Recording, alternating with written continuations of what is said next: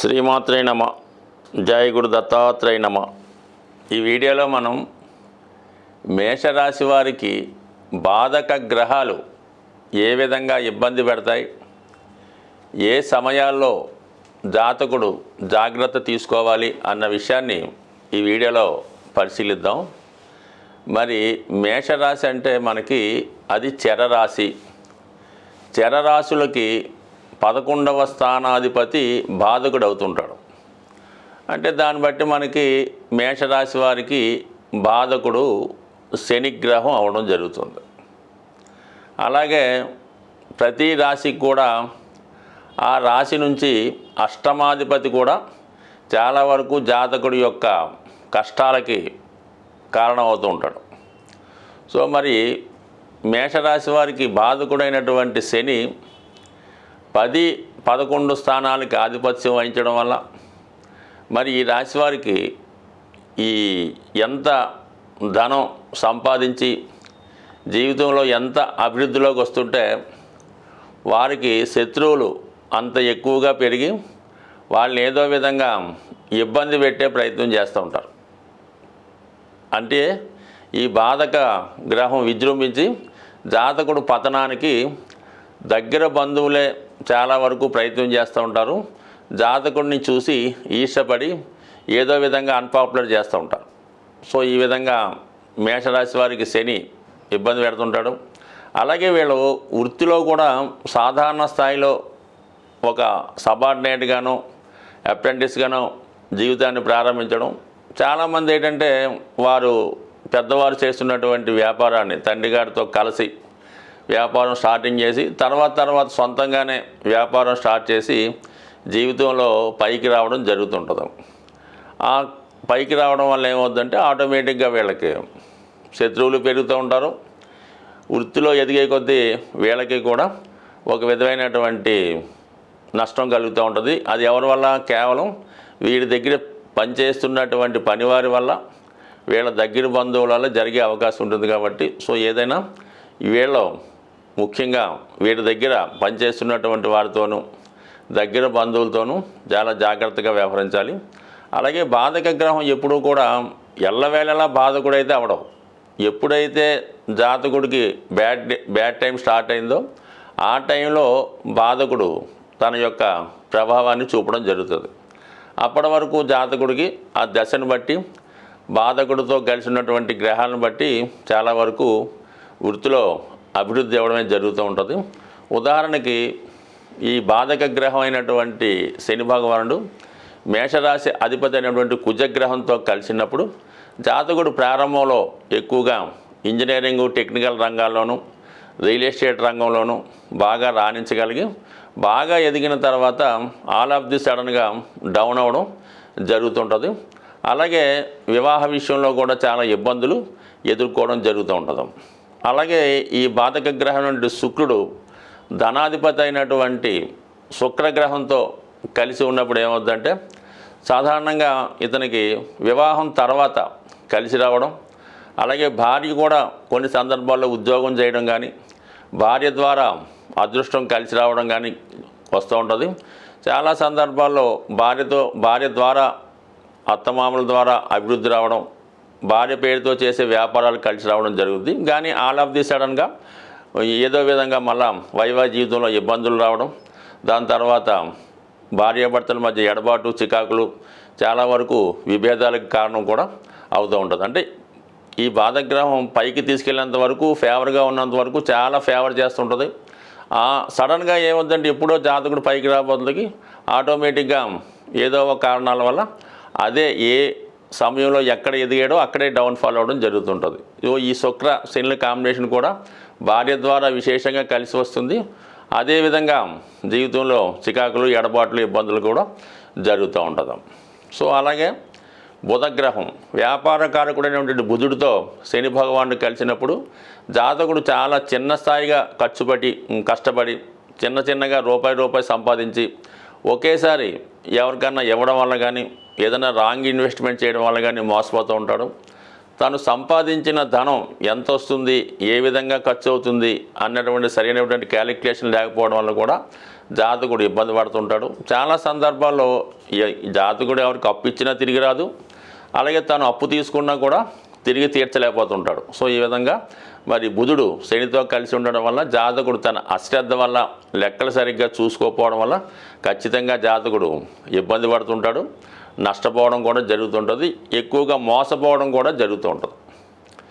ఇదే బాధకుడు మరి మేషరాశి వారికి చతుర్థాధిపతిగా ఉన్నటువంటి చంద్రుడితో కలిసి ఉన్నప్పుడు జాతకుడు ఎక్కువగా ట్రాన్స్పోర్ట్ రంగంలో స్థిరపడుతుంటాడు, అలాగే గవర్నమెంట్ సర్వీస్ చేసే అవకాశం ఉంది. మళ్ళీ ఒక ప్రాంతం నుంచి ఒక ప్రాంతానికి ట్రాన్స్ఫర్ అవ్వడం కానీ, లేదంటే వ్యాపార రీత్యా 2-3 ప్రాంతాల్లో వ్యాపార వ్యవహారాలు చేస్తూ ఉంటాడు. కానీ అనుకోకుండా మరి ఏదో విధంగా ఏదో ఒక స్కామ్లోనో ఎవరు మోసానికి గురై నష్టపోవడం కూడా జరుగుతుంటుంది. ఆల్ ఆఫ్ ది సడన్గా వ్యాపారపరమైన నష్టాలు కూడా జరిగే అవకాశం ఉంటుందన్నమాట. అది కేవలం ఈ చంద్రుడు అలాగే శని కలిసి ఉండడం వల్ల. బాగా ఎక్కువగా ఉన్నటువంటి కాంబినేషన్ ఏంటంటే రవిగ్రహంతో శని కలిసినప్పుడు జాతకుడు సాధారణంగా వాళ్ళు తాతగారు కానీ తండ్రి గారు కానీ ఏ వృత్తిలో చేస్తూ ఉంటారో, రాజకీయం అయితే రాజకీయం, వైద్య వృత్తి అయితే వైద్య వృత్తి, అందులోనే చేస్తూ ఉంటారు. వారితో కలిసి వృత్తిని స్టార్ట్ చేసి అంచెలంచెలుగా వృత్తిలో ఎదగడం జరుగుతుంటుంది. అయితే ఈ 2 గ్రహాలు శని రవి ఎవరి జాతకంలోనూ కలిసి ఉంటే తండ్రి కొడుకుల్లో ఒకరికే బాగా అభివృద్ధి చెందడం జరుగుతుంటుంది. ఉంటే కొడుకన్నా బాగా సంపాదించి మంచి నేమ్ సంపాదించుకుంటాడు, లేదైతే తండ్రి గారన్నా బాగా సంపాదించి మంచి పేరు సంపాదించుకోవడం జరుగుతుంది. కానీ ఇద్దరికీ ఒకేసారి బాగోవడం అనేది సాధారణంగా జరగదు.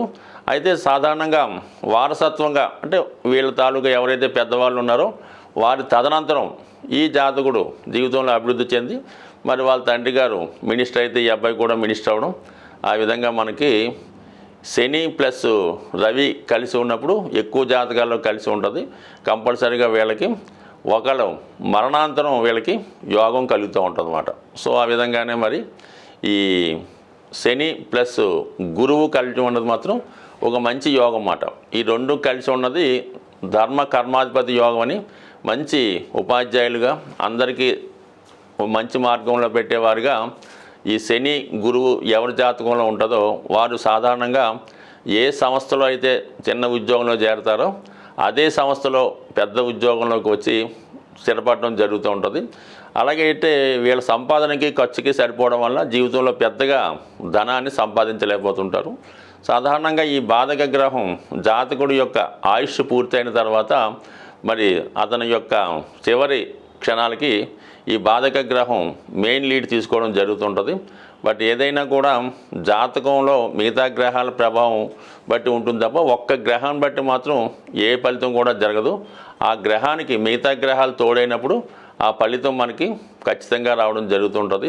రాశి చక్రం ప్రకారం ప్రతి ఒక్క రాశికి బాధక గ్రహం ఉంటుంది, అష్టమాధిపతి ఉంటాడు, అలాగే అష్టమాధిపతితో కలిసిన గ్రహాలు ఉంటాయి, 22వ ద్రాక్షాణపతి ఉంటాడు, 64వ నవాంశపతి ఉంటాడు. ఈ విధంగా అనేక గ్రహాలు మరి జన్మజాతకంలో ప్రతి రాశి వారికి ఏదో ఒక ఇబ్బంది కలిగించే గ్రహాలు ఈ విధంగా ప్రతిదానికి ఉండడం జరుగుతుంది. అయితే ఏదైనా ఈ నవగ్రహాలు కూడా మానవుడి యొక్క జీవితాన్ని పరిశీలిస్తూ అతను అభివృద్ధికి కారణమవుతుంటాయి. అతను ఏమాత్రం దోవ తప్పిన పనిష్మెంట్ ఇవ్వడానికి కూడా సిద్ధంగా ఉంటాయి. కేవలం శని భగవానుడు ఒక్కడే కష్టాలు కలిగిస్తాడని, గురుగ్రహం మాత్రమే జీవితంలో అదృష్టాన్ని ఇస్తుందన్నమాట కేవలం 100కి 100 పాళ్ళు రాంగు. మరి అన్ని గ్రహాలు సహకరిస్తేనే జీవితంలో ఆ జాతకుడు జీవితంలో పైకి రావడం జరుగుతుంది.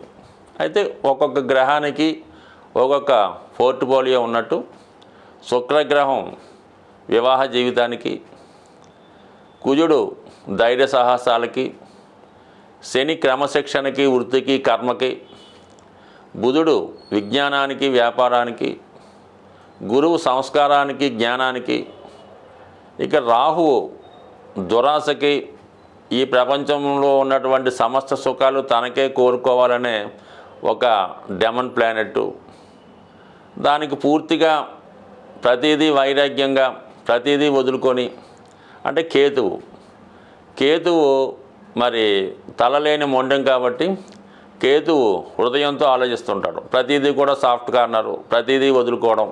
ఈ విధంగా ఆధ్యాత్మికవేత్తలకి, సన్యాసులకి, మరి బ్రహ్మచారులకి అటువంటి వాళ్ళకి కేతు కారణం అవుతుంటాడు. ఏదైనా అన్ని గ్రహాలు సహకరిస్తేనే జాతకుడికి ఉత్తమ జాతకంగా పరిగణించబడుతుంది. ఏదో కొన్ని గ్రహాలు సహకరిస్తే 50% అనుకూలిస్తూ ఉంటాడు. కేవలం 1-2 గ్రహాలు అనుకూలిస్తే ఏదో జీవితం అలా సాఫీగా జరుగుతుంటుంది. బట్ ఏదైనా ప్రతి గ్రహాన్ని కూడా మరి గ్రహాలు కూడా దేవతల యొక్క స్వరూపాలు కాబట్టి అవి జప దానాల ద్వారా, పూజల ద్వారా, రత్నధారణ వల్ల ఖచ్చితంగా గ్రహాలు మనకి అనుకూలిస్తాయి. అయితే ఏ గ్రహమైనా కష్టపడకుండా మాత్రం ఎట్టి పరిస్థితుల్లో కూడా ఫలితం ఇవ్వదు.